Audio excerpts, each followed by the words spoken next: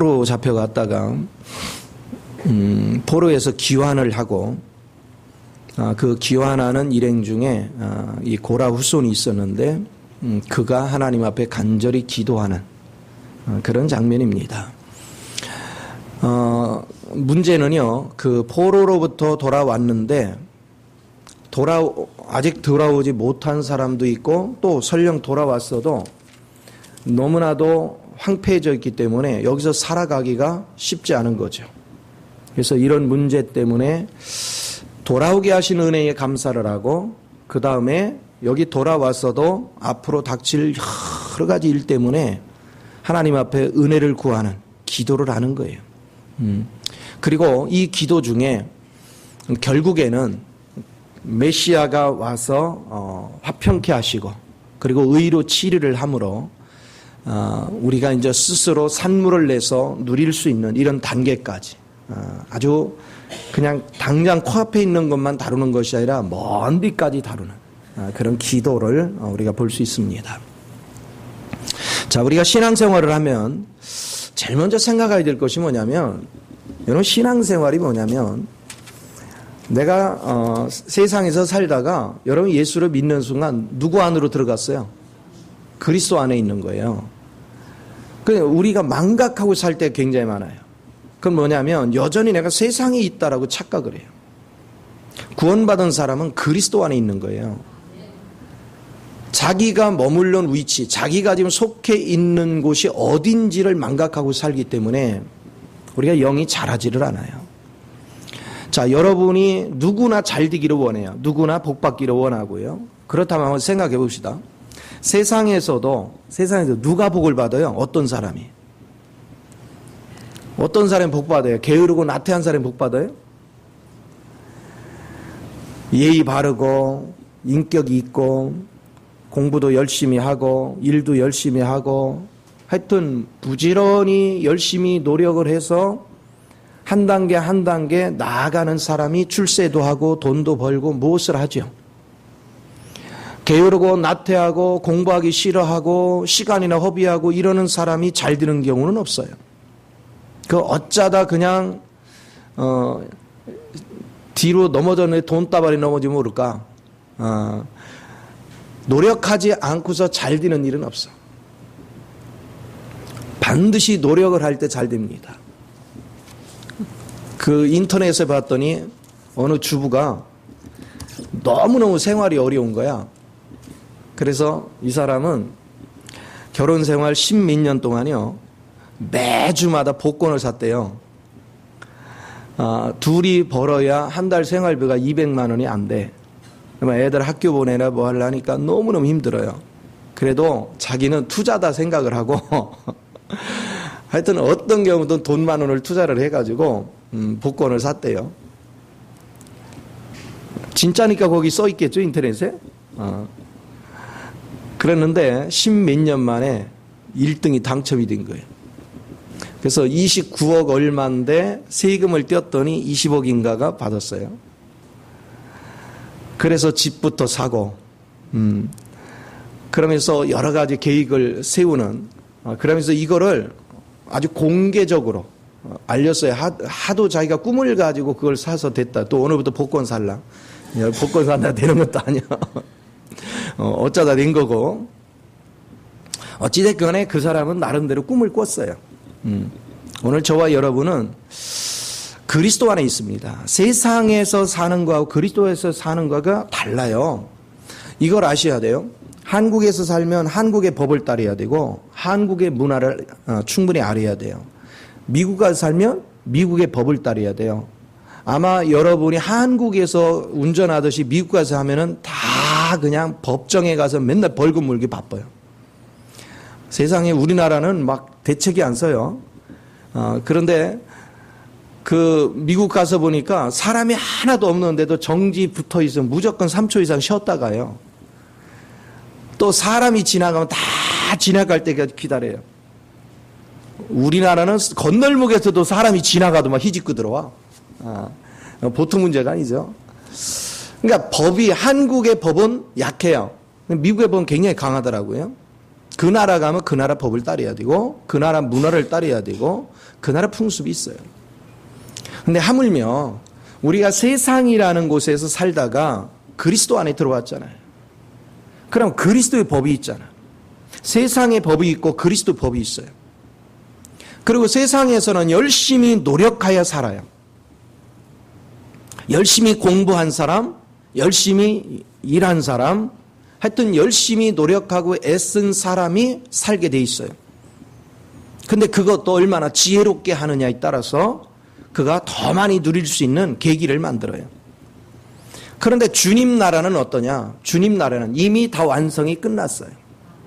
그래서 세상에 사는 방식과 주님 나라 사는 방식이 달라요. 세상에 사는 방식은 노력하고 애쓰고 수고하지만 이것이 내가 노력한 만큼 내게 보상이 올지 안 올지는 보장을 못해요. 이게 세상이에요. 근데 그리스도 안에는 누구나 100% 다 이루어진 세계를 누리는 것만큼 내가 실제를 갖는 거예요. 예수 안에서 완성된 내용을 내가 누리는 것만큼 내 거가 되는 거예요. 그런데 주님을 누리는 것은 내가 육의 속성을 비운 것만큼 누려져. 내가 육의 속성이 남아있는 한 그리스도 안에 있는 내용물이 누려지지를 않아. 육의 속성을 비운 것만큼씩 누려집니다. 그러니까 결국은 내가 육의 속성을 십자가에 얼마나 빨리 넘기느냐에 따라서 여러분은 그리스도 안에 완성된 세계를 빨리 누릴 수 있는 계기가 돼요. 그리고 그리스도 안에 있는 내용물을 누리면 이 내용물은 세상을 이긴 내용물이에요. 그리고 세상을 다스릴 수 있는 지혜로 충만한 내용물이에요. 그렇기 때문에 여러분은 그리스도의 생명을 가지고 내가 세상에 있어도 우리는 세상에 같이 살지만 우리는 그리스도 안에 구별되어 있습니다. 그러나 세상 가운데 머물러 있어요. 구별은 되어 있지만 세상 가운데 있어도 우리는 세상을 이기는 힘이 그리스도 안에 이미 완성되어 있어. 그리고 그리스도의 지혜는 세상에 누구든 통치할 수 있는 지혜를 가집니다. 어떤 문제를 해결할 수 있는 하여튼 어떠한 문제건 해결이 불가능한 것은 아무것도 없습니다. 모든 것을 다 이룰 수 있는 능력이 그 안에 있어요. 또 우리는 원수 마귀를 제압할 수 있는 능력이 이미 예수님이 이겨놓은 능력이기 때문에 여러분이 주님을 누리면 원수 마귀가 여러분을 손대지 못합니다. 그래서 여러분에게 저주는 머무를 수가 없어요. 설령 내가 나를 그동안 저주가 속였고 내 가정에서 속였던 저주가 있더라도 그리스도 영을 여러분이 누리면 지가 알아서 나가요. 왜? 압니다. 우리의 실력을 알아요. 우리의 능력을 알아요. 그런데 오늘날 우리가 예수를 믿으면서도 참으로 안타까운 것은 자신이 예수 안에 있는 걸 모른다는 거예요. 그리고 내가 예수 안에 있는 것이 무엇을 의미하는지를 모른다는 거예요. 그러니까 신앙생활을 하면서도 여전히 세상 방식으로 사는 거예요. 그래서 여러분이 신명기 11장에 보면요. 애굽이라는 것은 세상이죠. 애굽은 뭐냐면 논에다가 물을 대는 곳이야. 저수지 물을 대가지고 그래 농사짓는 노력하는 거죠. 그런데 하늘나라는 뭐냐? 가나안 땅은 뭘 얘기합니까? 하나님이 항상 눈이 떠나지 않는 곳. 쉽게 말하면 우리 백성들이 하나님의 의에 서 있으면 하나님께서 필요할 때마다 이른 비와 늦은 비로 계속해서 은혜를 부으사 우리로 누리게 하시는 곳. 야, 그것이 그리스도에서 사는 거예요. 그래서 내가 그리스도를 부지런히 누리면 누릴수록 여러분은 하늘의 비밀한 것들을 많이 알게 되고 하나님에 속한 모든 풍요로움을 알게 돼서 더 많이 누릴 수 있는, 더 많이 내 것으로 만들 수 있는 그 은혜를 갖습니다. 그리고 이 세계를 더 많이 누리면 누릴수록 여러분은 세상을 제압하는 힘이 훨씬 강해집니다. 그러니 그 은혜 속에서 하니까 생각을 해보세요. 여러분이 세상에서 내가 애쓰고 수고하고 열심히 노력해도 내가 노력한 거에 대한 보상이 따를지 안 따를지도 장담할 수 없잖아요. 우리 IMF 때 또 금융위기 때 보세요. 소기업을 하던 사장들이 자살을 하고 막 그랬지요. 그들은요 열심히 일한 죄밖에 없어요. 성실하게 일한 죄밖에 없어요. 그런데 외부에서 다른 사람들이 일을 저질러 놔가지고 피해를 자기가 당하는 거예요. 그게 세상이에요. 그러나 세상은 내가 열심히 노력해도 내가 내일을 보장할 수 없어요. 내가 수고하고 애쓰지만 아니 국가의 경기가 안 좋으면 나도 타격을 입는 거야. 요즘 보세요. 생각지 않게 세월호 참사로 인해서 300여 명의 참 귀한 생명이 세상을 떠났습니다. 근데 단순 사고로 처리할 수 있는 문제를 해경이 문제를 잘못 풀어가고 국가가 이걸 잘못 풀어가면서 큰 문제를 만들어 놨어요. 그렇게 하는 바람에 국민 경제가 송두리째 지금 주저앉아 버렸어요. 난립니다. 장사하는 사람이 없어요. 경기가 얼마나 침체돼. 그러니까 이분들은 열심히 일한 죄밖에 없어요. 그런데 외부적인 환경에 의해서 비참한 거야. 매출이 절반도 그 전에 사고 나기 전에 절반도 안 되는 매출로 떨어지고 있어요. 심각한 정도가 상상을 초월합니다. 그게 세상이에요. 우리가 그리스도 안에 있는 것은 세상의 그런 영향과 상관이 없습니다. 왜냐? 이미 그리스도 안에 다 완성되어 있고 그리스도 안에는 만유보다 풍성한 그런 부유함이 가득 차 있기 때문에, 그리고 그분이 주시는 지혜와 그분이 주신 능력은 세상의 어떤 상황이 돼도 그걸 돌파할 수 있는 힘이 있고 지혜가 있고 능력이 있기 때문에, 또 그것을 이길 수 있는 권세가 있기 때문에 넉넉히 이겨내는 거죠. 그래서 여러분이 잊지 말아야 될 것은 구원이라는 게 뭔가. 오늘 이스라엘 백성은 바벨론의 포로로 있을 때는 자기 의견대로 살 수가 없어요.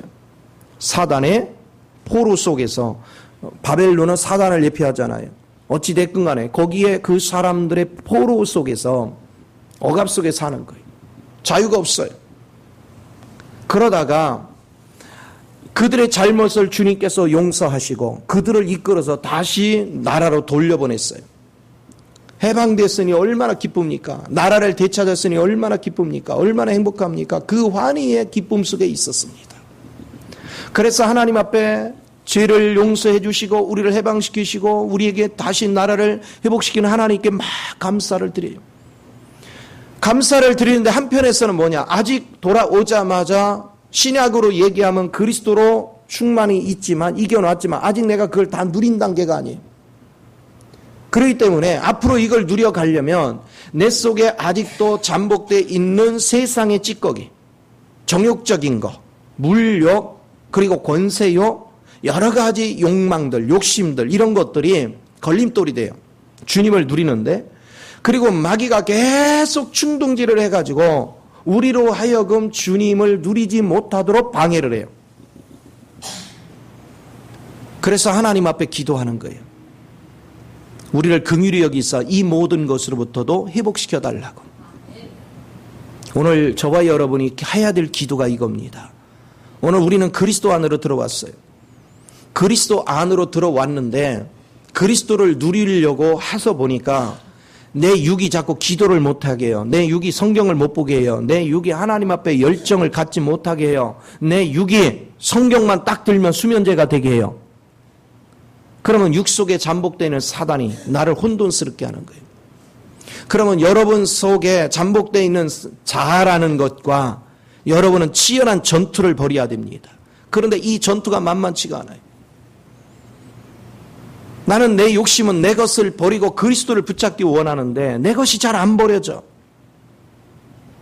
그래서 간구하는 것입니다. 하나님 앞에 매달리는 것입니다. 주님 나를 긍휼히 여겨주시고 이제는 내가 세상을 떠나와 주님 안에 있으니 세상 방식으로 사는 것이 아니라 이제는 그리스도가 이루어놓은 완성된 걸 누리기를 원합니다. 그러나 내가 누리기를 원하지만 내가 세상에 있을 때 물들어 있던 그 이미 십자가에서 끝장난 것인데 이것이 여전히 내 속에서 생명을 잃지 않고 나를 회방합니다. 나로 주님을 누리는 걸 방해합니다. 나로 주님 방식으로 사는 걸 방해합니다. 주의 영이 나를 사로잡으셔서 나로 하여금 이 모든 걸 십자가에 넘기고 오직 그리스도 영으로 사로잡히게 하옵소서. 이 기도가 여러분이 끊이지 아니어야 돼요. 오늘 고라 자손이 바로 그런 기도를 하는 겁니다. 고라 자손이 이런 기도를 합니다. 한번 보겠습니다. 제가 3절 이하를 보니까 이렇게 해요. 주의 모든 분노를 거두시며 주의 진노를 돌이키셨나이다. 우리 구원이 하나님이여 우리를 돌이키시고 우리에게 향하신 주의 분노를 거두소서. 주께서 우리에게 영원히 노하시며 대대에 진노하시겠나이까. 주께서 우리를 다시 살리사 주의 백성이 주를 기뻐하도록 하지 아니하시겠나이까. 여호와여 주의 인자하심을 우리에게 보이시며 주의 구원을 우리에게 주소서. 아멘. 그러니까 앞에서의 구원은 포로된 데서 나온 구원이라면 여기는 돌아온 다음에 나로부터 구원이 돼야 돼요. 이 환경으로부터, 나 자신으로부터. 그래서 이건 중생과 관계되는 게 아니라 생활 속의 구원이에요. 날마다 여러분은 사단을 이기는 구원. 사단을 이긴다는 건 육체의 욕심을 이기는 겁니다. 나의 옛사람을 이기는 것이고 내 자아를 이기는 거예요. 그런데 여러분이요, 믿음을 어떤 걸 붙잡냐에 따라서 승패가 좌우돼요. 이미 십자가에서 나의 자아는 죽은 것이고 옛사람도 죽은 것이고 내가 옛사람이 누리던 옛 세상도 죽은 거예요. 그리고 사단도 이미 무장 해제된 거예요. 이걸 믿으면 여러분 속에서 충동질하는 모든 세력한테 그걸 주장하는 것입니다. 그럼 속지 않을 수 있어요. 그런데 우리는 십자가의 기본 원리가 무엇인지조차도 이해를 못하기 때문에 끊임없이 자기 속에서 일어난 욕망에 따라 끌려다닙니다. 그래서 사단에 끌려다니는 거예요. 그래서 고통받습니다.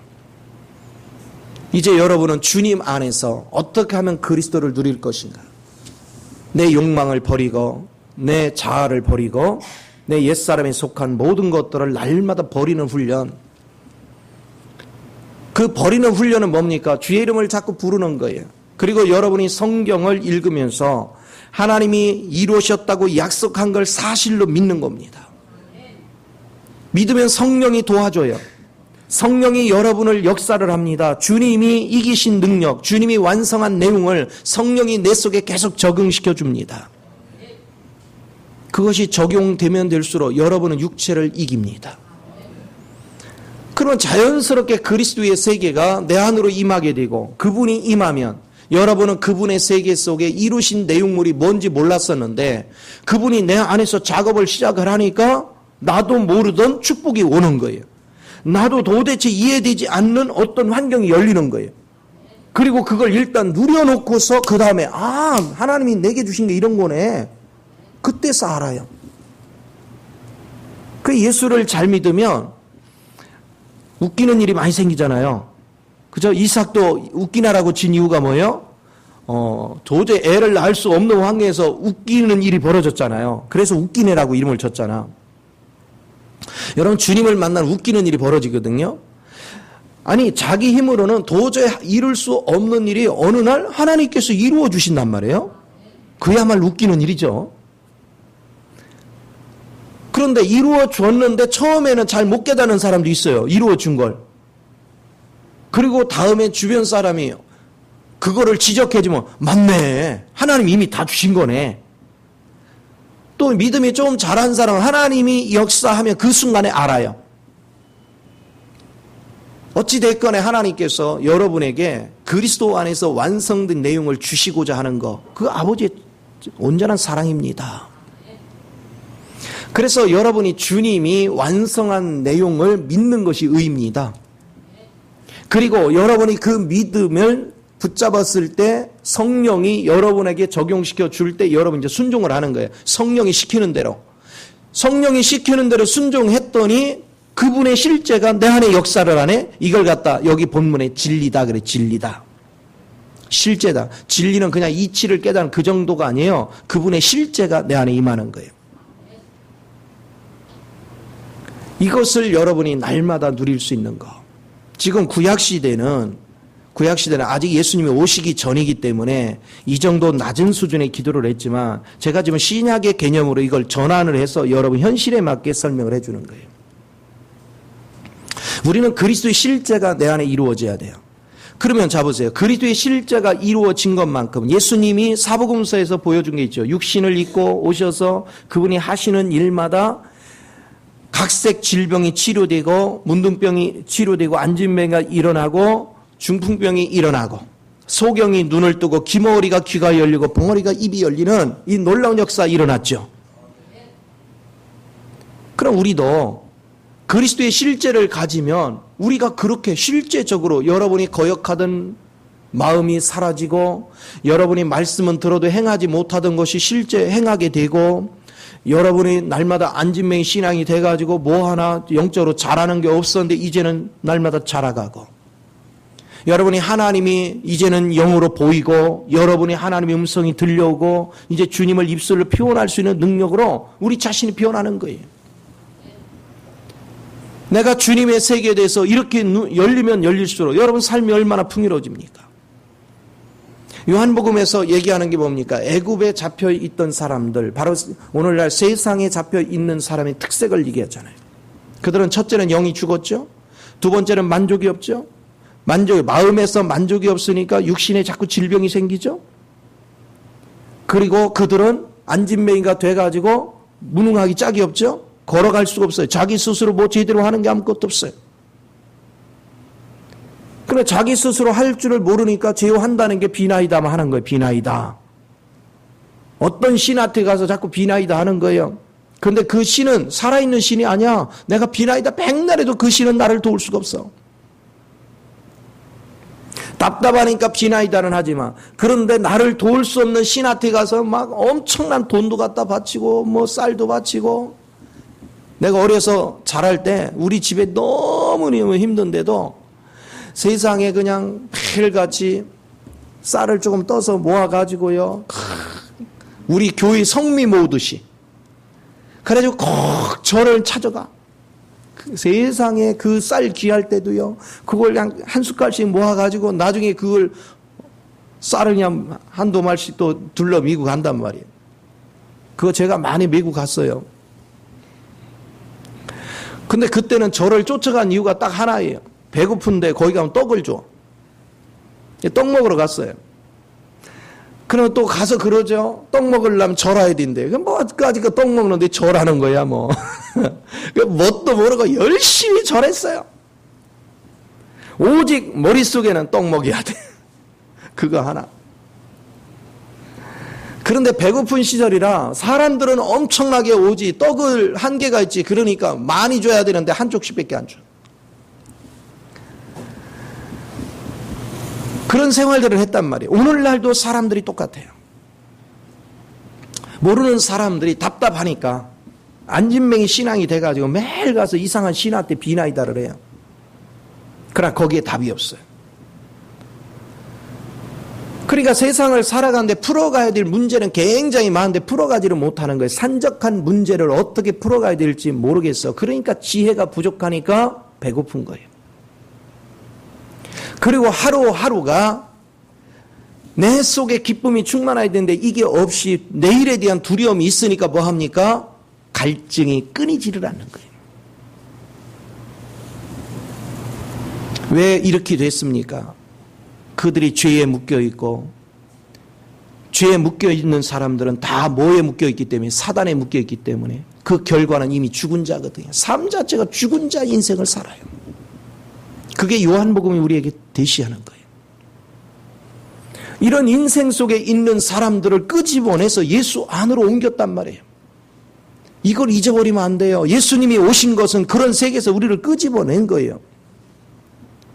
그분께서 그래서 우리에게 새 생명을 줬고 우리에게 영생을 솟아난 샘물을 줬고 병을 치료해 주시고 안진뱅이가 일어나 걷게 하셨고 우리에게 수없는 지혜를 줘서 모든 문제를 해결하게 하시고 우리에게 날마다 기쁨을 주셔서 속에서부터 생수의 강이 흘러넘치게 하시고 우리에게 빛된 길을 걸어가게 하시고 우리로 하여금 사단을 이기는 능력을 허락하여 주셨고 그리고 우리는 부활의 생명 안에서 날마다 누리게 하셨어요. 벌써 사는 방식이 달랐잖아요. 세계가 달랐잖아요. 느끼는 세계가 달라야지. 그런데 예수를 믿는데 내가 지금 머물러 있는 위치가 뭔지를 모르는 거예요. 예수를 믿는다는 것이 뭔지를 모르는 거예요. 수없이 제가 1년 365일 그냥 쥐야장차 외치잖아요. 그런데도 그거에 대해서 좀 더 내가 심층적으로 알아야 되겠다, 이해를 해야 되겠다 하고 매달려서 그걸 알려고 하지 않아요. 그냥 한 귀로 듣고 흘러내고 그냥 잊어버리고 또 한 귀로 듣고. 그러니까 생활 속에 몇십 년을 지금 신앙생활을 같이 했는데 여전히 몰라. 여전히 예수를 믿는 게 뭔지, 예수 안에 있는 내용물이 뭔지, 그 안에서 누리는 것이 뭔지, 내가 떠나온 세계가 뭔지, 이제 주님의 능력을 가지면 내가 제압할 수 있는 힘이 무엇인지, 내가 이기는 것이 무엇인지, 내가 다스리는 세계가 무엇인지 그거에 대해서 눈을 떠야 되는데 거기에 대한 눈을 뜨지를 못해요. 그러니까 결국은 예수를 믿는 자에게 이미 하나님께서 다 주신 능력과 권세와 풍요를 하나도 누리지 못하고 여전히 마귀한테 끌려다니고 지혜가 부족하고 막 끌려다니는 인생을 사는 거예요. 세상에 조금만 어려움이 있으면 낙심하고 좌절하고. 참 인생에 얼마나 불쌍합니까?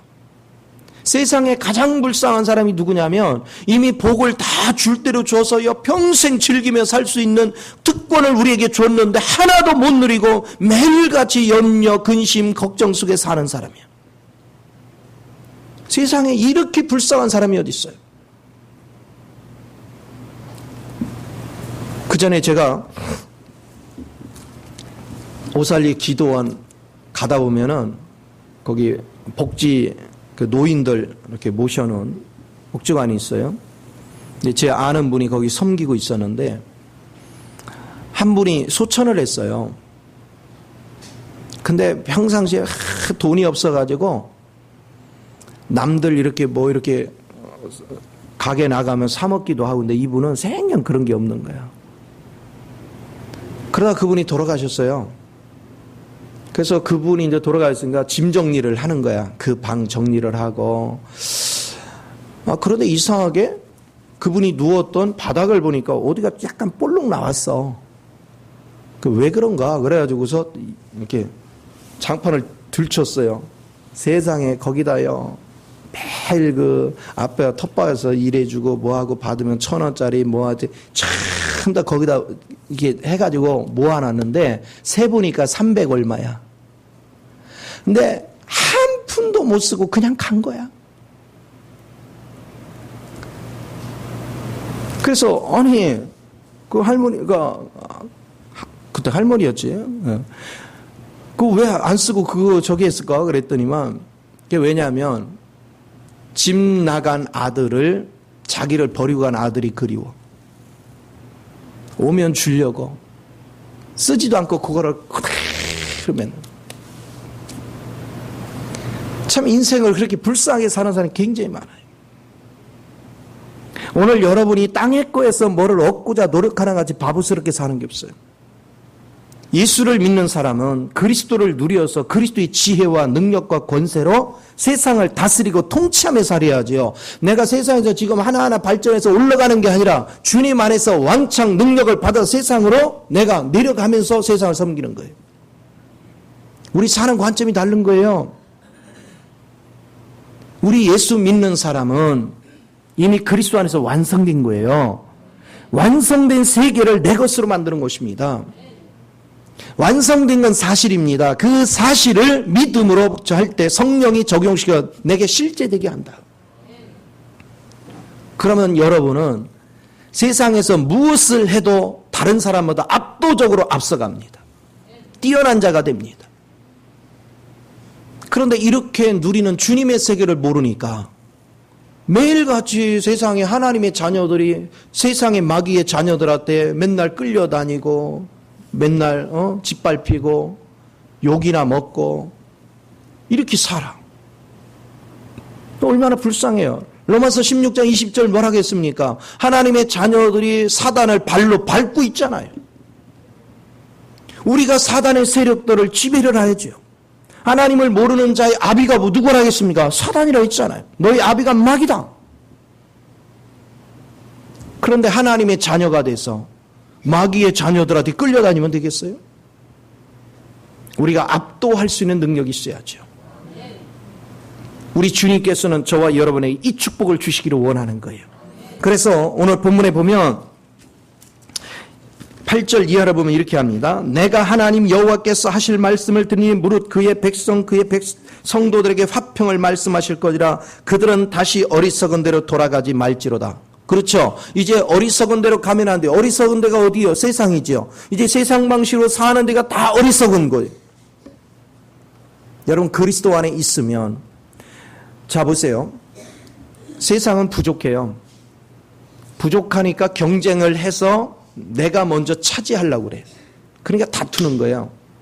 근데 그리스도 안에는 풍성해요.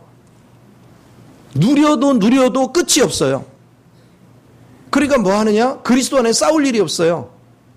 화평한 거예요. 그리고 내가 풍족하니까 또 내가 주면 줄수록 더 풍족해지니까 자꾸 주는 거예요. 주다 보니까 더 풍성해지는 거예요. 그러니까 화목하죠. 오늘 여러분이 그리스도의 맛을 보는 사람은 절대로 세상 방식으로 가지 않습니다. 그리스도를 맛보지 못하니까 여전히 세상 방식으로 사는 거예요. 입술로는 예수를 찾아요. 와서 예배도 드리고 또 성경도 보고 나름대로 할 것 다 해요. 하는데 사는 건 세상 방식으로 산단 말이에요. 그래 얼마나 불쌍하냐고요. 그럼 보세요. 세상에서도 사단은 여러분이 하나님 자녀된 거 알아. 그럼 사단이 도와주겠어요? 지 자식이 아닌데 도와주겠어요? 그러니까 세상에서도 버림받고 하나님께 나가서는 하나님이 이루어 놓으신 거 누리지도 못하고 맨날 빈약하게 사니까 이래도 불쌍하고 저래도 불쌍하고 그런 인생들을 살아. 얼마나 안타까워요. 정말 제가 애타는 마음을 가지고 여러분을 위해서 기도하고 정말 목이 터지라고 자꾸 외치는 이유가 그겁니다. 내가 주님을 알아보니까, 주님을 경험해보니까, 주님을 만나보니까 아니 애쓰고 수고해서 사는 게 아니더라니까요. 저주가 뭡니까? 아담한테 저주를 뭐를 내렸어요? 너가 이제는 수고하고 땀을 흘려야 산다는 거예요. 네가 세상에서 이제 가시 엉겅기나 이게 저주예요. 땀 흘리고 수고하고 애써서 고민하면서 사는 게 이게 저주예요. 근데 주님은 계속 말씀해 너는 평안할지어다. 내가 다 이루었느니라. 너는 오직 내게서 기뻐하라. 너는 나의 사랑 안에 거하라. 그거잖아요. 주님 안에서 사랑 안에 거하여 그분의 기쁨과 그분의 평안 안에서 그분이 부족함이 없는 만유를 포함하는 그 풍성한 세계를 내가 누리면서 살면 그럼 우리 얼마나 멋진 인생이 됩니까? 거기는 눈물도 탄식도 고민도 없어요. 염려, 근심, 탄식 이런 거 아무것도 없어요. 그러니까 얼굴에 광채가 날 수밖에, 얼굴에 평안이 넘칠 수밖에요. 기쁨으로 충만할 수밖에요. 우리가 그 세계를 누리면서 사는 거예요. 자, 가끔 가다가 저에게도요, 사단이 의심을 집어넣어요. 가끔 가다가 어떤 상황을 보면, 야, 저렇게도 너 성질 안 나냐? 충동질해요. 초창기에는 많이 당했어요. 근데 이제는 안 당해요. 빙그레 웃지요. 사탄아 까불지 마. 너의 속임수에 이제는 안 당해. 자, 세 가지만 기억하면 절대 안 당해요. 하나 뭐냐? 하나님께서 오는 건 무조건 사랑과 기쁨과 평안이에요. 그러니까 내게서 사랑과 기쁨과 평안을 뺏어가면 아, 마귀한테 내가 쏟고 있구나. 공격당하고 있구나. 이거 생각하면 돼요. 누가 사랑이 아니라 미운 생각이 딱 들어온다. 아, 내가 마귀에 공격받고 있구나.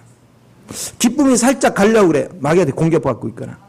불안함을 조성시켜. 아, 마귀가 공격하는구나. 딱 이것만 기억해요. 하나님께서 오는 건 무조건 사랑과 기쁨과 화평이에요. 그거 즐기는 거예요. 그래서 여러분이 사랑과 기쁨과 평안에 흠이 가려고 하면 무조건 주님 앞에 주님을 불러요. 주님, 사단의 공격이 시작됐습니다. 나를 지키시고 예수의 피로 주장하소서. 그러면 넉넉히 이겨내는 것입니다. 모든 환경을 이겨내요. 그래서 깨어있으라는 것입니다. 마귀는요, 우는 사자와 같이 삼킬 자를 찾습니다. 여러분들이 문제를 보고 문제를 밥으로 여겨서 즐기면 마귀가 공격을 못하는데, 문제를 보고 두려움에 딱 잡히면 마귀가 기가 막힌 공격을 합니다. 그런데 보통 깨어있지 않으면 마귀 공격인 것조차도 인식하지 못합니다. 항상 영이 깨어있으면 사단의 정체는 금방 알아내요. 오늘 그 은혜를 이해하는 게 대단히 중요하다는 거, 이걸 잊지 마시기 바랍니다. 단순한 이론에 잡혀있지 마요. 실제가 되어야 됩니다. 성경 지식에 대한 이론은 엄청나게 많은데 마음의 평강과 사랑과 기쁨이 없다면 이 사람이 실제된 게 없어요. 그 사람은 이론적으로는 아는지 모르지만 그 사람은 여전히 세상의 종노릇하고 사는 거예요.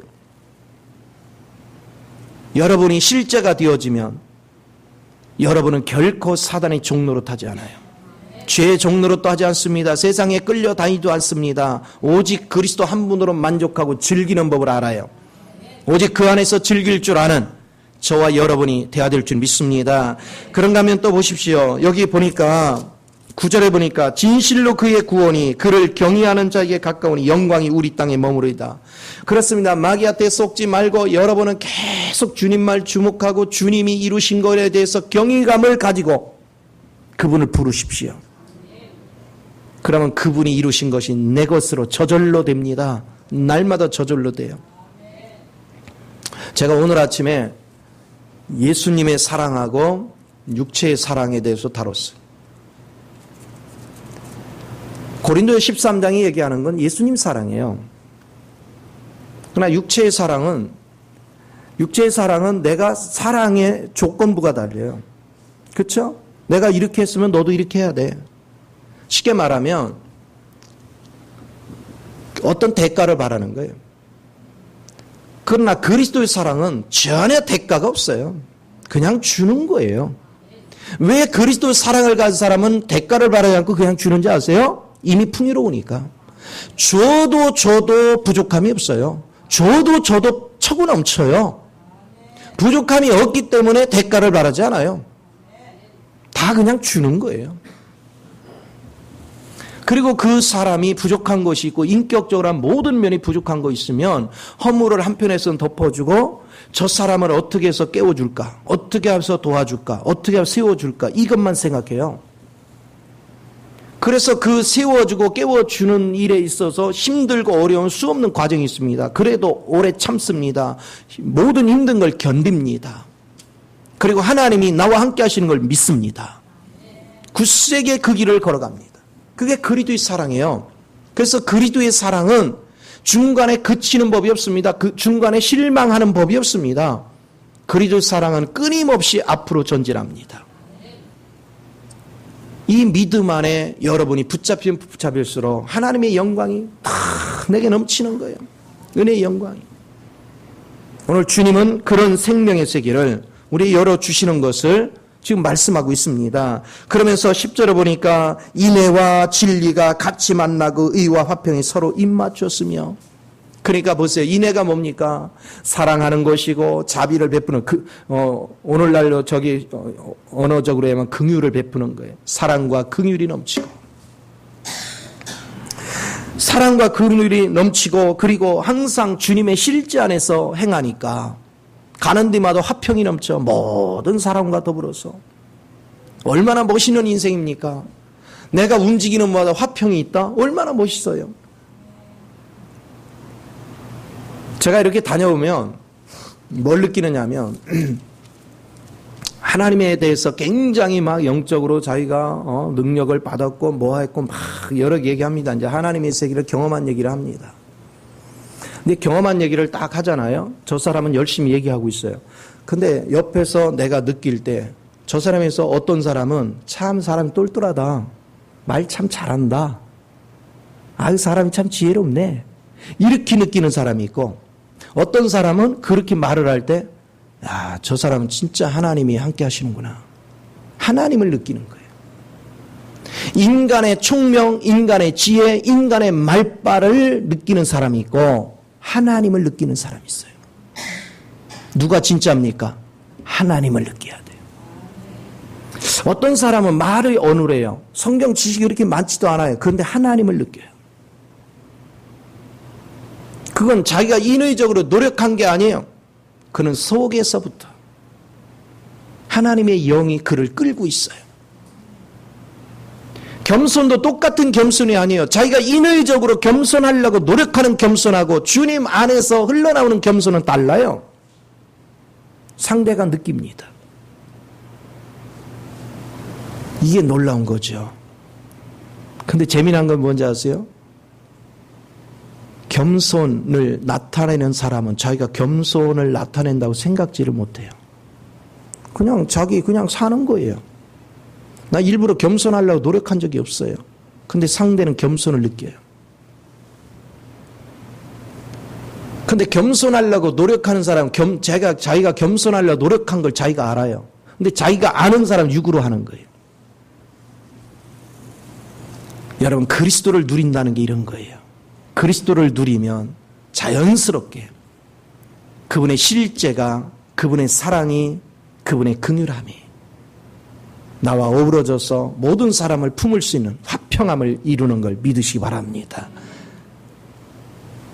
이게 진짜 예수를 바르게 믿는 것입니다. 이것이 여러분의 예수를 믿는 자에게서 나타나는 아름다운 현상들입니다. 자, 그 다음에 또 우리가 봐야 되는 것은 11절에 진리는 땅에서 솟아나고 의는 하늘에서 굽어보도다. 무슨 얘기입니까?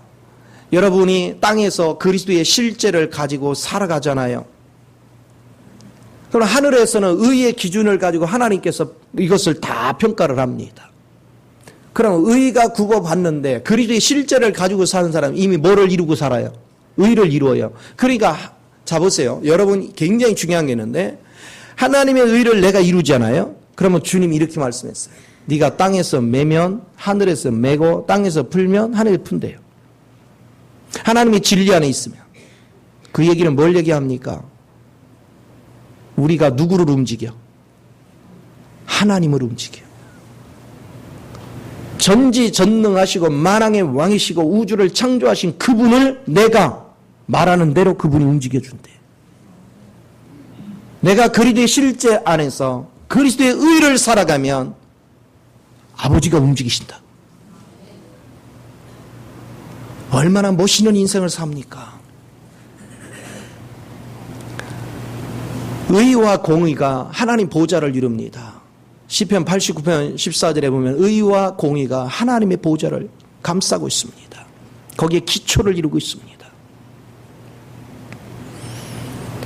그래서 여러분이 실제가 되는 그 지름길, 그걸 포기하면 안 돼요. 내가 머무른 위치는 이미 그리스도 안에 있습니다. 그리스도 안에 있는 것은 노력해서 얻는 것이 아니라 그리스도가 완성해 놓은 걸 내가 누리는 것입니다. 내가 누리면 누릴수록 사랑과 평안과 기쁨이 나의 삶을 지배합니다. 그래서 여러분은 세상을 다스리고 통치하고 세상을 변화시키며 내가 풍족하기 때문에 주는 인생이 되어지고 그분의 사랑과 그분의 자비와 그분의 긍휼을 베풀므로 화평을 도모하는 능력의 일꾼이 됩니다. 그게 예수를 믿는 재미입니다. 그 예수를 믿으면 신바람이 나는 거예요. 예수를 바르게 알면. 그러니까 호세아 선지자가 내 백성이 왜 망하느냐? 지식이 없어 망하는 거예요. 성경을 바르게 알려고를 안 해요. 성경을 모르는데 뭘 믿어요? 성경에 약속한 걸 알아야 믿지요. 약속한 내용을 모르는데 뭘 믿어요? 그래서 믿는 사람들은 하나님이 내게 약속하신 것이 무엇인가를 궁금히 여깁니다. 그리고 성경을 상고합니다. 베리아 사람과 같이 바울이 말했더니 그 말이 사실 그런가 하여 성경을 상고하더라. 우리가 깊이 성경을 성찰할 줄 아는 것. 그런데 예수를 엉터리 믿는 사람은 성경을 보지를 않습니다. 성경을 알려고를 하지 않습니다. 그리고 그 성경을 읽고 깨우쳤는데 내게 실제가 안 됐으면 그 실제가 될 때까지 하나님께 무릎 꿇고 기도해야지요. 하나님, 약속한 것이 내게 이루어지기를 원합니다. 그러나 나는 이것이 뭔지는 이해는 했는데 실제가 안 됐습니다. 그 실제가 되기 위해서 주님 앞에 나를 드리오니 주의 영이 나를 사로잡아 이 약속한 말씀이 실제되게 하옵소서. 그래서 누리는 거예요. 그 그 맛을 누리며 살 때 삶이 얼마나 풍요로워지는지. 자, 우리 예수를 제대로 아는 사람은 내일 일을 염려할 이유가 없잖아요. 이미 다 완성이 끝났다니까. 언제까지 끝났어요? 종말까지 끝났어요. 영원까지 끝났어요. 왜? 새 예루살렘 성의 완성이 끝났다니까요. 여러분이 새 예루살렘 성의 성벽이라는 거 아십니까? 어떻게 새 예루살렘 성을 보니까 여러분이 거기 있던가요? 그 안 보이는 사람 오늘 잠자면 안 돼. 그 보일 때까지 부르짖어야지. 할렐루야. 그러면 그게 보이면 이미 내가 완성된 사람이에요. 그러면 뭐 염려 근심할 이유가 뭐 있어? 이미 완성됐는데 하나님께서 나를 그 자리에 온전히 이끌기까지 성부, 성자, 성령이 이끄시는데 그분들은 실패가 없어요. 성부, 성자, 성령은 실패가 없어요. 그분들이 아니지. 들이라고 하면 안 돼요. 한 분이니까 그분이지. 신뢰하는 사람은 절대로 낙심하는 법이 없어요. 그 은혜를 붙잡고 사는 거 대단히 중요하죠. 그러면서 이렇게 얘기합니다. 여호와께서 좋은 것을 주시니 우리 땅에 그 산물을 내리로다. 아멘. 이제 여러분이요 그 안에서 그분을 충분히 누리고 내가 행한단 말이에요. 행하는 대로 열매가 맺죠. 그게 산물이야. 포도나무이신 주님 앞에 내가 접붙임 받아요. 그분에서 흐르는 진액을 내가 싹 받으면 저절로 열매 맺죠. 이 열매 때문에 또 얼마나 많은 사람이 삽니까? 그러니까 인생이 참 보람 있잖아요.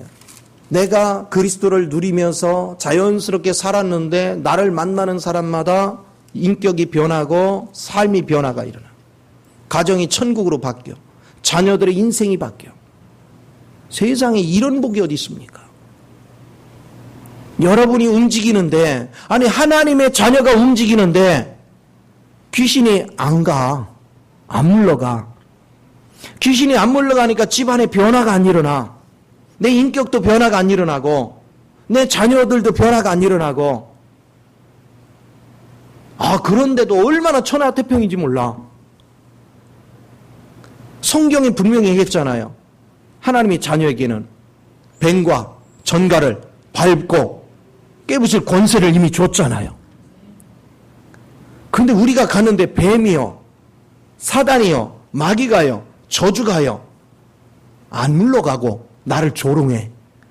그런데도 아무렇지도 않아. 그리고 오히려요 귀신들이 깜짝 놀래요. 야, 저 엄청난 권세를 줬는데도 우리가 조롱을 받는데도 하나 써먹을 줄을 모른다. 웃긴다. 마귀가 비웃는다니까. 아니 여러분이 주님을 생각하면서 웃어야 되는데 마귀가 여러분 보고 웃으면 이거 기가 찰 노릇 아닙니까? 주님이 약속하셨는데 내게서 안 나타나면 무릎 꿇어야지요. 하나님, 주님이 분명히 약속하시고 성경이 주셨는데 내게서 안 나타납니다. 세상에 어떻게 하나님 자녀인 내가 하나님의 뱀과 전갈을 밟는 권세를 줬는데도 마귀의 조롱거리로 내가 인생을 살 수 있습니까? 이 밤이 가기 전에 주여 나를 만나 주셔서 다시는 내가 조롱받는 게 아니라 저 원수들이 내 앞에 무릎 꿇게 하옵소서. 그게 모시는 인생이잖아요. 그 능력 안에 여러분이 세워지는 거. 우리 주님이요 이사야서 49장에서 52장까지 여러분 쭉 읽으면 거기 핵심이 뭐냐면 이런 얘기를 해요. 너희가 지금은 저 원수들한테 네가 무릎 꿇고 저들한테 짓밟히고 네가 조롱을 받았는데 네가 내 말을 따르면 이제는 저것들이 네 앞에 무릎을 꿇고 네 앞에 엎드려지고 네가 그들을 밟고 다닐 거다. 이게 정석이잖아요. 이래야 되잖아요. 그런데도 마귀한테 그냥 밟히면 잘못해서 먹고만 살게요. 먹고만 이러고 있으니 주님이 보시면 기가 찰 노릇 아닙니까? 내 자녀들한테 뱀과 전갈을 밟는 권세를 줬는데 그냥 이러고 있어요. 우리 주님은 부자다. 나는 부족함이 없다. 내 안에 거하면 너는 풍족하다. 너에게 지혜가 넘친다. 너에게는 생수가 넘친다. 너에게는 능력이 계속 성경이 얘기하는데 내가 세상에 다니며 아이고 힘들어 죽겠네 못 살겠네 미치겠네 팔딱대 이러고 있으니까 주님이야 속이 터지는 거예요. 속이 터져.